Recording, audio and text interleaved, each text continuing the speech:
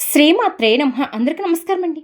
కుంభరాశి వాళ్ళు ఎక్కడున్నా సరే ఈ వీడియోని ఒంటరిగా వినండి. ఎందుకంటే ఒంటరిగా వినడం వల్ల ఈ వీడియోలో చాలా వాస్తవాలనేవి మీరు తెలుసుకొని జాగ్రత్త పడవలసిన అవసరం అనేది ఉంది. ఎందుకంటే ముఖ్యంగా అండి మీ మీద ఇద్దరు కిలాడి స్త్రీలు పడి విపరీతంగా వేడుస్తున్నారు. వాళ్ళు ఎంత ఏడుస్తున్నారు అంటే ఆ ఏడుపులనేవి మీకు గనక తెలిస్తే నిజంగా మీ గుండె జారిపోతుంది. అసలు మేమేం అన్యాయం చేశామని చెప్పేసి, అసలు మేమేం పాపం చేశాము, అసలు మేము ఏం చేసామని చెప్పేసి వాళ్ళు మా మీద ఇంత ఏడవలసిన పరిస్థితి.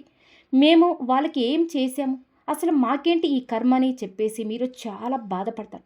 అలాగే కాస్తంత భయపడతారని చెప్పుకోవాలి. కాబట్టి అసలు వాళ్ళు ఎవరు, ఏంటి అనేది కూడా కుంభరాశిలో స్త్రీలవ్వచ్చు, పురుషులవ్వచ్చు. ఇలా కుంభరాశిలో ఉన్నటువంటి స్త్రీల మీద, పురుషుల మీద పడి మీ మీద కొంతమంది ముఖ్యంగా అండి అందరి మీద అని చెప్పేసి కాదండి. కొందరి మీద అంటే కుంభరాశిలో ఉన్నటి వారి మీద ఎక్కువ మంది అంటే ఈ కుంభరాశి జాతకుల మీద ఇదే ప్రయోగం అనేది జరుగుతుంది. ఎందుకంటే ఈ మధ్య కుంభరాశి వారికి గత కొంతకాలం నుంచి గమనిస్తే విపరీతమైనటువంటి సమస్యలతో ఎంతో నరకాన్ని అనుభవిస్తున్నారో వీరికి చెప్పలేమండి. అంటే వీరి జీవితంలో అన్నీ ఉన్నట్టుగా ఉంటాయి. కానీ మనశ్శాంతి ఉండదు. ఏదో భయం, ఏదో బాధ, ఏదో తెలియని ఎంటాడుతున్న ఒక శక్తి అనేది పట్టి పీడిస్తూ ఉంటుంది. దైవశక్తి వీళ్ళని ఎంత కాపాడాలని చూసినా ముఖ్యంగా ఎక్కడెక్కడో మిమ్మల్ని ఆ దుర్గాదేవి కాపాడుకుంటూనే వస్తుంది. మీరు దుర్గాదేవిని సరిగ్గా ఆ సమస్యలో పడి, ఆ గోరలో పడి, మీరు ఆ తల్లిని కూడా సరిగ్గా పట్టించుకోకుండా నిర్లక్ష్యం చేస్తే ఆ స్థితిలో ఉన్నారని కూడా చెప్పుకోవాలండి. కానీ ఆ తల్లి ఎక్కడెక్కడ మిమ్మల్ని ఇప్పటి వరకు చాలా వరకు కూడా కాపాడుకుంటూనే వస్తుంది. కానీ మీరు ఇంకా నిర్లక్ష్యం చేస్తే మాత్రమండి ఆ దుర్గాదేవి కూడా ఏమీ చేయలేదు. ఆ తల్లి ఈ వీడియోని మీ ముందుకు తీసుకుని వచ్చింది ఎందుకు అంటే, మీరు ఇంత బాధపడుతూ ఉంటే నేను చూడలేకపోతున్నానమ్మా. బిడ్డ మీకు ఉండి ఆ సమస్యలు ఏముందిలే అని చెప్పేసి అలాగ వదిలేస్తే వాటికి ముగింపు అనేది ఎలా ఉంటుంది కూడా మన ఊహ కూడా అందకుండా భయంకరంగా ఉంటాయి. అలాంటి పరిస్థితి అనేది మీకు రాకుండా ఉండడం కోసం ఆ దుర్గాదేవి ఈరోజు ఈ వీడియో అనేది మీ కంట పడేలాగా చేసింది. కాబట్టి దయచేసండి మీరు పూర్తిగా ఒంటరిగా వినండి. ఆ దుష్ట శక్తుల నుంచి బయటపడే మార్గాలు కూడా ఈ వీడియోలో చెప్తామండి. అసలు వాళ్ళు ఎవరు? వాళ్ళ పేర్లేంటి? అనేది కూడా ఈ వీడియోలో మేము చెప్తాం. కాబట్టి చివరి వరకు వినే ప్రయత్నం చేయండి.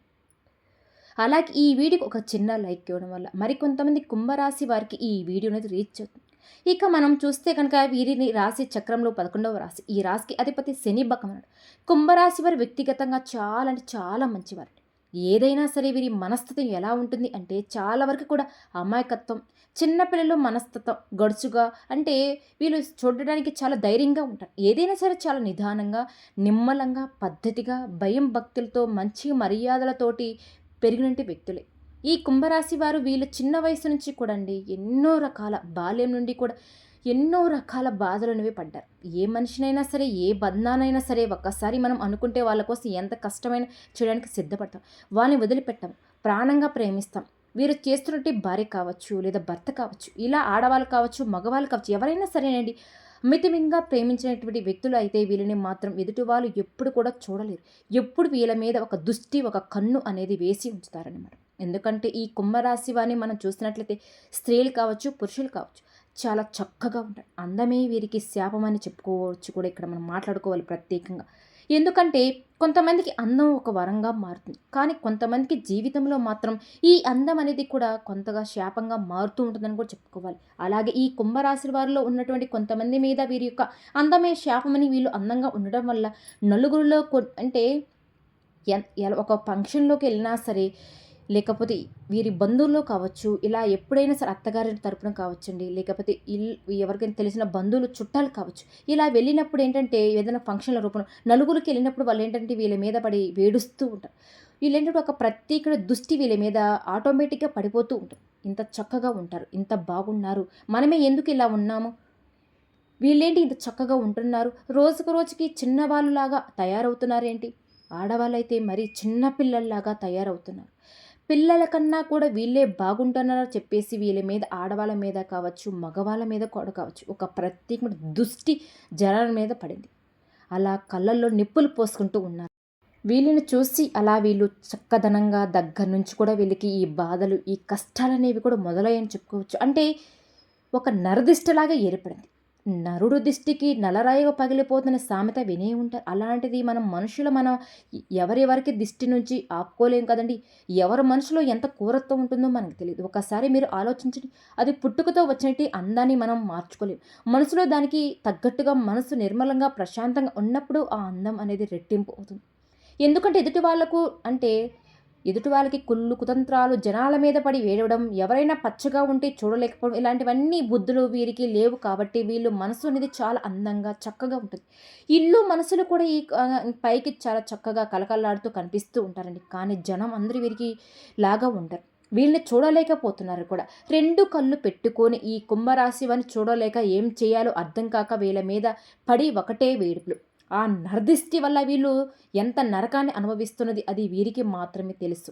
వీరికి కూడా అర్థం కాదు. నిజానికి ఏంటంటే ఈ విషయం వీళ్ళకు కూడా అర్థం కాదు. ఇందులో ముఖ్యంగా ఇద్దరు కిలాడి స్త్రీలు వీరి మీద పడి ఏడవడం అనేది జరుగుతూ ఉంది. అంటే ఇలా అత్తగారి తరపు నుంచి కావచ్చండి, బంధువుల తరపు నుంచి కూడా కావచ్చు, లేకపోతే మీ పుట్టింటి తరపు నుంచి కూడా కావచ్చు. ఇలా ఎవరైనా సరే బయట వాళ్ళు కూడా కావచ్చు. ఏదైనా కానివ్వండి, కొంచెం దూరపు బంధువులు కూడా ఉన్నారు. ఇలా చూసుకుంటే అయిన వాళ్ళైనా ఇద్దరు కిలాడ స్త్రీలు మాత్రమండి వీళ్ళ మీద పడి విపరీతంగా వేడుస్తూ ఉన్నారట. వీళ్ళ దగ్గరలోనే ఉంటారు. వీళ్ళు చూస్తూనే వీరికి తెలుసు వాళ్ళెవరో, కాకపోతే వాళ్ళు వీళ్ళ మీద పడి ఎంత ఏడుస్తున్నారో సంగతి మాత్రం వీళ్ళకి తెలియదు. వీళ్ళు అనుకుంటూ ఉంటారు, అసలు మాకే ఎందుకు ఈ సమస్యలు వస్తున్నాయి, ఈ బాధలు వస్తున్నాయి, మేము ఎవరికి ఏ అన్యాయం చేసాము దేవుడా అని చెప్పేసి ఎన్నోసార్లు బాధపడ్డారు కూడా. కొన్ని పరిష్కారం అనేది వీళ్ళకు అర్థం కావట్లేదు.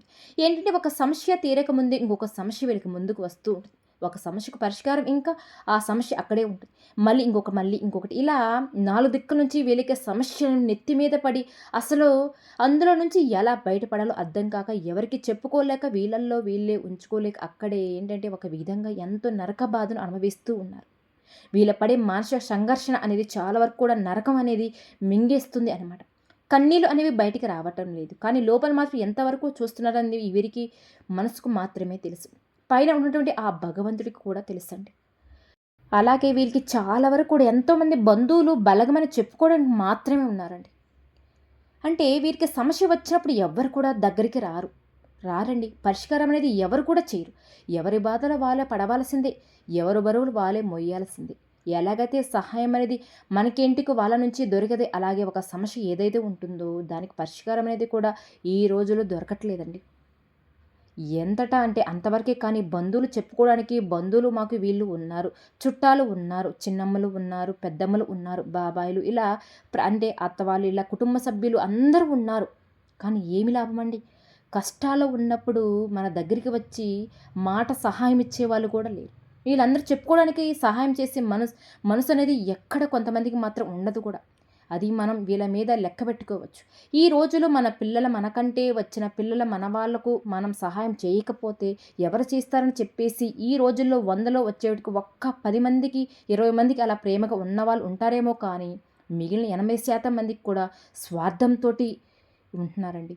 వీళ్ళకి ఇంతే జరగాలి, వీళ్ళు ఇలాగే ఏడవాలి, అంటే పైకి చాలా వరకు మనం ఏదైనా బాధ వస్తే ఎదుటి వరకు చెప్పుకుంటాం కానీ వాళ్ళ పైకి మాత్రం మీ మీద జాలి చూపిస్తూ ఉంటారు. కానీ వాళ్ళకి ఏంటంటే ఇలాగే అనుభవించాలని చెప్పేసి ఏదైనా వాళ్ళకి ఒక కక్ష అనేది ఒక కక్షలాగా ఉంటుందని చెప్పుకోవాలి. ఆ కష్టాన్ని వింటున్నట్టుగా నటించి పండుగ చేసుకుని సంబరాలు చేసుకుంటూ ఉంటారు. నిజంగా ఈ రోజుల్లో తోబుట్లు అనేవాళ్ళు కూడా చూడలేరండి.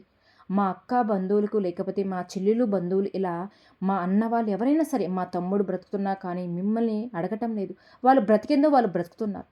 వాళ్ళు సంతోషంగా ఉండటమే మనకి కావాలి. వాళ్ళ కష్టం ఏదో వాళ్ళు బ్రతుకుతున్నారు కదా, వాళ్ళు పడుతూ ఉన్నారు కదా అని అనుకోవటం లేదు. వీళ్ళకెందుకు మా మీద ఎక్కువ ఉంటుంది, ఎలాగైనా సరే వీళ్ళు ఏడవాలి, వీళ్ళకెందుకు ఇన్ని అవకాశం ఇంతవరకు, అంటే వీళ్ళకి ఇంత అందంగా ఎక్కడ ఉంటున్నారు, ఇంత సంతోషంగా ఉండడానికి వీళ్ళకి ఎందుకు ఇన్ని ఆస్తులు. మన వాళ్ళు ఒక మాట రూపంలో కావచ్చు, లేకపోతే ఏ రూపంలో కూడా ఎదుటి వాళ్ళకి సహాయం అనేది కలగకూడదని చెప్పేసి ఎంత గోతులు తవ్వుతూ ఉంటారు అంటే అంత గోతులు తవ్వుతూ ఉంటారండి. అలాగే కొంతమంది తల్లిదండ్రులు కూడా స్వార్థపరులు. కొంతమంది అంటే అందరని కాదండి, కొంతమంది అయితే ఇలా ఉంటున్నారండి. కాబట్టి వాళ్ళలో కుంభరాశి జాతకులు కూడా ఎక్కువ మంది ఉన్నారు. ఇక ఇద్దరు బిడ్డలు ఉంటే ఇద్దరికి ఒకేలాగా పెట్టమని చెప్పేసి ప్రత్యేకంగా పెట్టి చూపించడం ఇది అదని చెప్పేసి పెద్దవాళ్ళు ఎలా ఉంటున్నారంటే ఈ రోజులో ఒంటికి శరీరానికి వయసైతే వస్తుంది 60, 70, 80, కానీ బుద్ధి పరంగా చూసుకుంటే ఏ మాత్రం కూడా జ్ఞానము, పద్ధతి, మర్యాద తెలియనటువంటి పెద్దవాళ్ళ రూపంలో ఉన్నటువంటి మూర్ఖులు ఎంతోమంది ఉన్నారండి. వాళ్ళకేంటంటే వాళ్ళు అన్నది అవ్వాలి. మా మాటే అంటే పడము. మేము అన్నది జరగాల్సిందే. మీరు పుట్టారు కాబట్టి మేము పెట్టాము కాబట్టి మేము ఎంత చేసినా కూడా మీరు పడవలసిందే. ఇచ్చినవి పెట్టినవి ఉగ్గుపాలతో సహా మేము కక్కేయాల్సిందే అన్నట్టు ఏంటంటే మేము ఇంతవరకు కష్టపడ్డాము అన్నట్టు మాకు మీరు ఎలాగైనా సావండి. మాకు మంచిగా జరపాలి. ఇలా చాలా రకాలుగా అమర్యాదగా ప్రవర్తించేటువంటి తల్లిదండ్రులు కూడా కొంతమంది ఈ భూమి మీద ఉన్నారండి. అది మీ రాశిలో కూడా చాలా మందికి జరుగుతుంది ఇలా. అది గనక మీకు అంటే తప్పకుండా అండి. కొంతమందికి అందరికి కాదు కొంతమందికి ఉన్నారు. తల్లిదండ్రులు దైవ సమానమే. పూజనీయులు వాళ్ళకి మనం గౌరవ మర్యాదలు ఇవ్వాలి. కానీ కొంతమంది అందులో ఆ ముసుగు కప్పుకొని స్వార్థాన్ని దాగేసి పైకి విపరీతంగా ప్రేమలో నటించే వాళ్ళు కూడా ఉన్నారండి. అలాంటి వాళ్ళకి పుట్టినటువంటి చాలా రకాల బాధలు ఆ బిడ్డలు పడవలసిందే పరిస్థితి అనేది వస్తుంది. అలాంటి వాళ్ళు ఏంటంటే వాళ్ళు సరిగ్గా ఉండరు. పక్కన వాళ్ళతో కూడా వెళ్ళినా సరిగ్గా ఉండనీయకుండా వీళ్ళు యొక్క గుప్పెట్లో వీళ్ళను పెట్టేసుకొని నలిపేద్దాము అన్న చెప్పేసి ఎప్పటికప్పుడు చూస్తూ ఉంటారు. తోబుట్టువులతో కూడా సంబంధాలు తెంపుతారు. అయిన వాళ్ళతో, పోయిన వాళ్ళతో బంధాలు తెంపుతూ ఉంటారు. అంటే తాము పోతూ నలుగురిని తీసుకుని వెళ్తాం అన్నట్టుగా ఉంటారు. చూడండి, అలాంటి రాక్షసులైనటి పెద్దవాళ్ళు కూడా ఉన్నారండి. అలాంటి వాళ్ళ వల్ల చాలా వరకు కూడా ఈ సమస్యలనేవి వాళ్ళు కడుపున పుట్టినటువంటి సంతానం అనుభవిస్తూనే ఉంటున్నారు. అలాంటి వాళ్ళకి ఏంటంటే దేవుడు చూసుకోవాలి. కాబట్టి ఇక్కడ కుంభరాశి వారు ఏంటంటే ఇలాంటి విషయాల గురించి చాలా ఎక్కువగా మీరు ఆలోచిస్తున్నారు. మీరు ఇలాంటి వాళ్ళ గురించి అస్సలు ఏ మాత్రం కూడా ఆలోచించవద్దు. కాకపోతే బాధ కలిగిస్తున్నారు కాదా, బాధ ఉంటుంది, బాధ ఉండదని చెప్పేసి చెప్పటం లేదు. వాళ్ళు తెచ్చిపెట్టే సమస్యలు కావచ్చు, మీకు తెచ్చి పెట్టేటువంటి బాధను కూడా కావచ్చు. అవి మనం మాటల్లో ఊహలకు కూడా చెప్పుకోలేమనమాట. అలాగ ఒక పెద్దవాళ్ళ రూపంలో అయినా సరే కొంతమంది మూర్ఖులు ఉంటూ ఉంటున్నారు. అలాంటి వాళ్ళు మాటలేమి ఎంతవరకు వినాలో అంతవరకే వినాలి అండి. ఇక వాళ్ళు పెద్దవాళ్ళే కదా! వాళ్ళు ఏది చెప్పినా కూడా రైట్ అని చెప్పేసి అనుకోవడానికి లేదు. ఎందుకంటే కొంతమంది మూర్ఖులు పెద్దవాళ్ళు శరీరానికి మాత్రమే వయసు. బుద్ధి ఏ మాత్రం కూడా లేదండి. అలాంటి వాళ్ళు కొంతమంది చిన్నవాళ్ళలో కూడా జ్ఞానం అనేది సంపాదించుకొని అంటే పడ్డ బాధలనేవి మనసుకు తీసుకొని వాళ్ళ జీవితంలో నిర్ణయాలనేవి తీసుకుంటూ ఉంటారు. ఆ ఎఫెక్ట్ అనేది కుంభరాశి వారి మీద ఎక్కువగా చూపిస్తూ ఉంటుంది కూడా. ఇప్పుడండి ఆ కిలాడి స్త్రీలు మీ మీద పడి వేడుస్తూ ఉన్నారని చెప్పుకున్నాం కదండీ! ఇప్పుడు నేను చెప్పింది అంటే ఆ ఇద్దరి గురించేనండి. ఆ ఇద్దరిలో ముఖ్యంగా మొట్టమొదటి వాళ్ళు వచ్చేటప్పటికి మీ రక్త సంబంధికులనమాట. మీ రక్త సంబంధికులు అంటే మీకు తల్లిదండ్రుల రూపంలో కావచ్చు, లేదా తోబుట్టుల రూపంలో కూడా కావచ్చు. ఇలా మీకు బాగా దగ్గర వాళ్ళు మీ రక్త సంబంధికుల్లోనే మీ మీద పడి విపరీతంగా ఏడుస్తూ ఉన్నారు. అయితే మీరు వాళ్ళకు చేసేటువంటి అన్యాయం అనేది ఏమీ లేదు. ఏ అన్యాయం కూడా చేయలేకపోయినా సరే, వాళ్ళు ఏడుపులనేవి మీ మీద భయంకరంగా పడుతూ ఎప్పుడు ఏదో ఒక విధంగా మీ గురించి ఏడుస్తూ ఉంటారండి. వాళ్ళేంటంటే లేని పని మీ మీద చాడీలు చెప్పి అవి ఇవి ఇవి ఎదుటివారిని చెడు చేస్తూ వేలు పెట్టి చూపిస్తూ మిమ్మల్ని కూడా బాగా పూర్తిగా ఒక లోకంలోకి తీసుకువెళ్ళిపోతూ ఉంటున్నారు. కాబట్టి ఇలాంటి వాళ్ళు కుంభరాశి వారు ఎవరు ఏంటి గ్రహించగలుగుతారు. అసలు నిజమేంటంటే అబద్ధం ఏమిటి?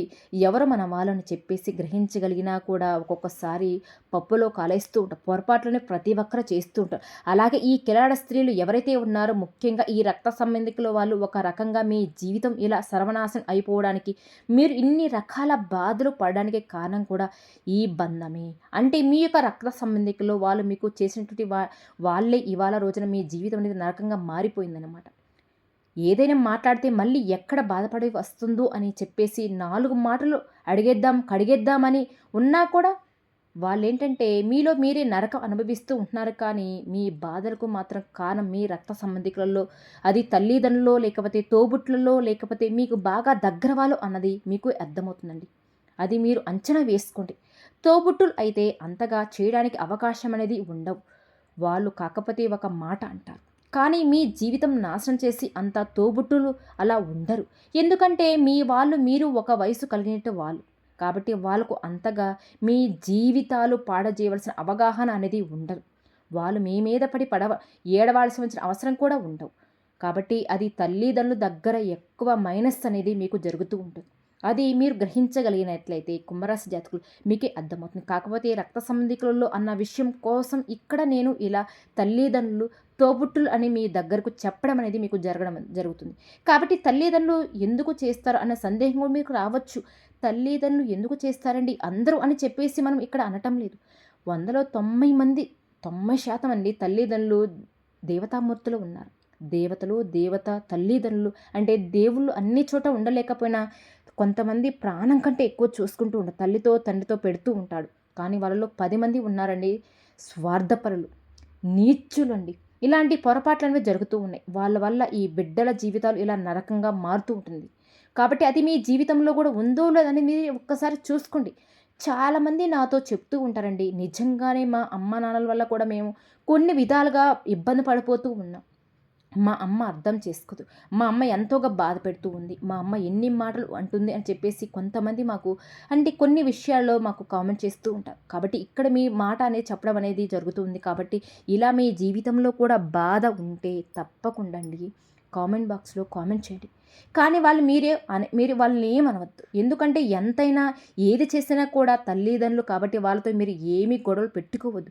ఏమీ కూడా అనవద్దు. కాకపోతే ఎంతవరకు వినాలి, ఎంతవరకు వినకూడదు అనే విషయం మాత్రమే ఆలోచించండి. ఆ విషయంలో మాత్రం మీరు జాగ్రత్తగా ఉండండి. ఇలా మీ మీద ఏడ్చేవాళ్ళు మీలో అంటే మొట్టమొదటి వాళ్ళు ఇక రెండో వాళ్ళండి కుంభరాశి వాళ్ళు చాలా చక్కగా ఉంటారు కదండీ! అంటే స్త్రీలు కావచ్చు, పురుషులు కావచ్చు. మీ యొక్క చక్కటి రూపాన్ని చూడలేక మీ మీద ఏంటంటే జనాల నరదిష్టి అనేది చాలా బాగా ఎక్కువగా ఉంటుందండి.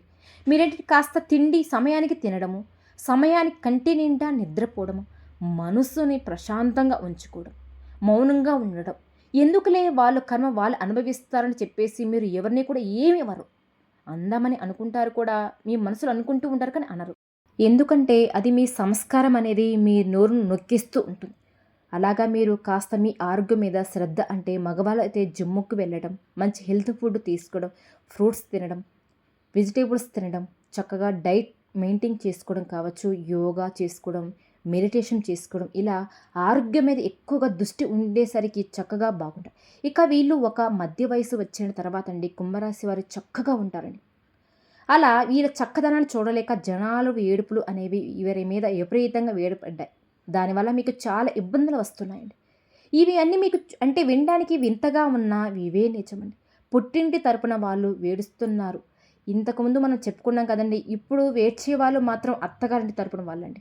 అంటే అది భర్త తరపున అత్త కావచ్చు, మీ భర్త వాళ్ళ అమ్మ లేకపోతే తోడుకోడల రూపంలో అయినా కావచ్చు, ఆడబిడ్డల రూపంలో కూడా కావచ్చు, మరుదుల రూపంలో కూడా కావచ్చు, బావల రూపంలో కూడా కావచ్చు. ఇలా ఏంటంటే మిమ్మల్ని చూడలేక నలుగురిలో ఎక్కడ వచ్చినా వాళ్ళేంటంటే అంతగా బాగోలేరు. కానీ కాస్త వాళ్ళందరిలో మీరు ఏంటంటే కొంచెం ఆకర్షణీయంగా ఉంటారు. కాబట్టి వాళ్ళకి దృష్టి ఏంటంటే ఆటోమేటిక్‌గా 10 మందిలో ఉన్నా కూడా మీ మీదకి వెళ్ళిపోతూ ఉంటుంది కళ్ళు.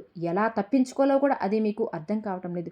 మీకు ఇన్నాళ్ళు ఆ విషయం అర్థం కాలేదు. కానీ ఇప్పుడు అర్థమైంది.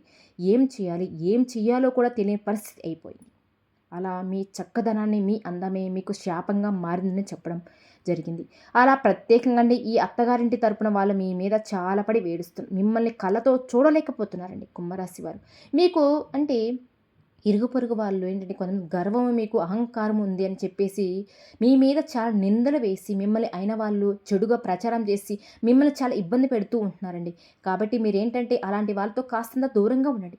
ఎంతవరకు ఉండాలో అంతవరకే ఇప్పుడు అంటే తెచ్చుకోవాలంటే తెగిపోయే బంధాలు కావు. శత్రుత్వం పుట్టింటి శత్రుత్వం ఇది అత్తింటి శత్రుత్వం. ఈ శత్రుత్వాలు తెంచుకునేవి కాదు కాబట్టి మొఖాలు చూడవలసిన పరిస్థితి వస్తూ ఉంటుంది. కాకపోతే ఎంతవరకు ఉండాలి అంతవరకే ఉండండి. కానీ మీరు వాళ్ళతో ఎక్కువగా గొడవలు పెట్టుకోవద్దండి. వాదనలు అస్సలు పెట్టుకోవద్దు. కాకపోతే ఎక్కడ వెళ్ళినా సరే మీ అందమే మీకు న్యాచురల్‌గా ఉంది. దాని మీద మీరు ఇంకా కొంచెం ఏంటంటే రెడీ అవ్వడం ఇంకా బాగుండాలని చెప్పేసి మంచి మంచి బట్టలు అంటే కొంచెం మెయింటైన్ చేస్తూ ఉంటారు. మంచి మంచి నగలు పెట్టుకోవడం ఇలాంటివి చేయడం కాస్త సింపుల్‌గా వెళ్ళే ప్రయత్నం అయితే చేయండి. అలా చేసినప్పుడు కాస్త ఆ ఏడుపులనేవి తగ్గే అవకాశం అనేది ఉంటుంది. ఈ కుంభరాశి వారికి నరదిష్టి అనేది మిగిలిన 12 రాసుల్లో కల్లా ఈ రాశి వారికి భయంకరంగా ఉంటుందండి. కాబట్టి ఆ నరదిష్టి వల్ల మీకు చాలా ఎఫెక్ట్ అనేది పడి చాలా ఇబ్బంది అనేది ఎదురవుతుంది. కాబట్టి మీరు ఇంకా చాలా ఇబ్బంది పడతారు. కాబట్టి భవిష్యత్తులో కూడా ఎందుకంటే అది ఏ రూపంలో వచ్చి పడుతుందో మనం చెప్పలేం.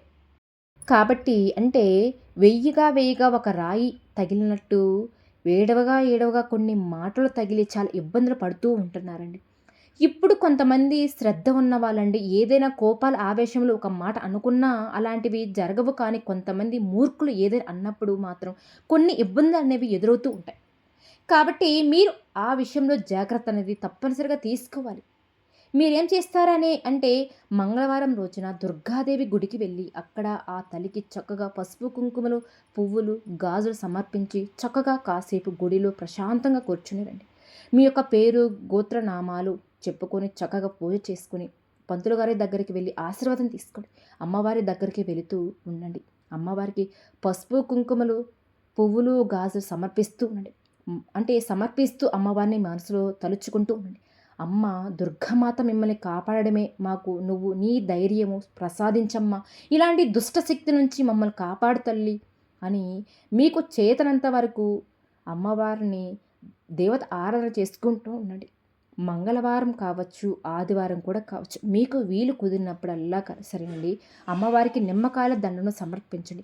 అలా సమర్పించడం వల్ల ఎంత పెద్ద కష్టమైనా సరే వెంటనే తొలగిపోతుంది. అలాగే మీ కుటుంబం బాగుండాలి అంటే ఇలాంటివి మీకు తగలకుండా అంటే ఎందుకంటే మీ భర్తనో లేకపోతే మీ భార్యనో మార్చే ప్రయత్నం అయితే మీ పిల్లల మనసు కూడా చెడగొట్టే ప్రయత్నాలు చేసి మీలో మీకే గొడవలు పెడుతూ ఉంటారు కొంతమంది. కాబట్టి అవన్నీ తొలగిపోయి మీ కుటుంబం సంతోషంగా ఉండాలి అంటే అమ్మవారిని ఎర్రటి వస్త్రాలు, ఎర్రటి పువ్వులతో పూజించి నైవేద్యం సమర్పించడం వల్ల కుటుంబంలో సుఖ సంతోషాలు, శ్రేయస్సు అనేవి కలుగుతాయి. రావి చెట్టు అంటే దేవతావృక్షం.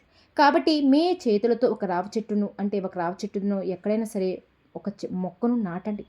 ప్రయత్నం చేయండి. అలాగే రావి చెట్టు దగ్గర కూడా దీపారాధన చేసి 11 సార్లు ప్రదక్షిణ చేయండి. ఇవన్నీ మీకు చెప్తుంటే ఏదో యూస్ కోసం అనుకుంటున్నారు కదండీ! కానీ ఖచ్చితంగా ఇలా చేసి చూడండి. మీకు అద్భుతాలు చూస్తారు. మీకు అంతా శుభమే జరుగుతుంది. అలాగే రాహుకాలంలో దుర్గమ్మను తలుచుకొని పూజ చేస్తే మీరు అంటే ఏ పని చేసినా సరే ఆ కార్యాలయంలో అనేవి తప్పకుండా నెరవేరుతాయి. రాహువుకు దుర్గాదేవి అధిదేవత. రాహువు మంత్రాలకు అధిదేవత. ఆ సమయంలో మనం చేసే సూత్ర పారాయణం అనేది చాలా మంచి ఫలితాలు ఇస్తుంది. గ్రహణ సమయంలో మాత్రం తీసుకుంటే వాళ్ళు ఈ మంత్రాన్ని జపం చేసుకుంటూ ఉంటారు. అలాగే మీరు కుంభరాశి వాళ్ళు కూడా ఓం దుర్గా దేవతాయ నమః అనేటువంటి మంత్రాన్ని ఎప్పటికప్పుడు మనసులో స్మరించుకుంటూ ఉండండి. అలా చేయటం వల్ల ఆ తల్లి మీకు ఎప్పుడు దగ్గరలో ఉంటుంది. మీకు తోడుగా ఉంటుంది. ప్రతి కష్టంలో ప్రతి ఆపదలో ఓం దుర్గా దేవతాయ నమః, ఓం దుర్గాయ నమః మీకు వచ్చిన మంత్రాలను ఆ తల్లిని వేడుకుంటూ ఉండండి. అలాగే మీరు ఏదైనా సరే మొక్కుకున్నారు అనుకోండి. ఒకవేళ వాటిని ఏమైనా మర్చిపోయి ఉన్నా సరే మొక్కుబడులండి. ఒకసారి మీరు అది కూడా గమనించుకొని ఏదైనా మొక్కు ఉంటే వెంటనే తీర్చుకునే ప్రయత్నం అయితే చేయండి. వాయిదా వేయకండి. లేకపోయినా కూడా ఇలాంటి సమస్యలవి చాలా ఎక్కువగా వస్తూ ఉంటాయి. అలాగే మీ ఇంట్లో శుక్రవారం రోజున 5 ఒత్తులతో ఆవనేతితో దీపారాధన చేస్తే మీకు బాగా కలిసి వస్తుంది. ఇక కనకదార సూత్రం ప్రతిరోజు పఠిస్తే మీకు సంపద, ఐశ్వర్యం కలుగుతుంది. మీరు ఇంట్లో లక్ష్మీదేవిని కూడా శుక్రవారం రోజు పూజించండి. తామర పుష్పాలతో పూజిస్తే లక్ష్మీదేవి అనుగ్రహం అనేది మీకు లభిస్తుంది. ఇక ప్రతిరోజు కూడా లక్ష్మీ కటాక్షం అనేది కూడా మీకు బాగా కలుగుతుంది. ఇంకా అన్నిటికంటే ముఖ్యమైనది ఈ పరిహారం చిన్న పరిహారం ఏంటంటే మీరు భయంకరంగా ఏడ్చేవాళ్ళు ఎవరైతే ఉన్నారో మీ మీద ఖచ్చితంగా వాళ్ళ పేరేంటనేది మీ మనసుకు తెలుసండి. అప్పుడు మీరేం చేస్తారంటే అలాంటి వాళ్ళ పేర్ల మీద మీ మనసులో తలుచుకొని ఏదైనా ఒక మంగళవారం రోజు కానీ లేకపోతే ఏదైనా ఒక శనివారం రోజు కావచ్చు, అమావాస్య రోజైనా సరే అండి. ఎక్కడైనా ఎవరు లేని ప్రదేశంలో అంటే ఎవరు తిరగని ప్రదేశంలో ఎక్కడో దూరంగా అక్కడికి వెళ్ళి కాస్త మన ఇళ్ళ పక్కన అలాంటివి ఉంటాయి కదండీ! ఖాళీ ప్రదేశంలో ఎవరు తిరగని ప్రదేశంలో అలాంటి చోటకి వెళ్ళేసి ఏం చేస్తారంటే మీ చేతులతో కాస్త నల్ల మినుములు అలాగే కాస్త బియ్యము గింజలు ఈ రెండిటిని ఒక స్పూన్ అవి ఒక స్పూన్‌లో తీసుకొని ఇలా మీ ఇళ్ళ పక్కన ఖాళీ ప్రదేశంలోనికి వెళ్ళి మీ మనసులో అంటే ఆ సమయంలో వెళ్ళి అంటే మంగళవారం కానీ, శనివారం కానీ, అమావాస్యలు ఇలా తిథులలో అలాంటి ప్రదేశానికి వెళ్ళి ఎందుకంటే ఆ రోజున చేసే పరిహారాలకు పవర్ అనేది చాలా ఎక్కువగా ఉంటుంది అంటారు.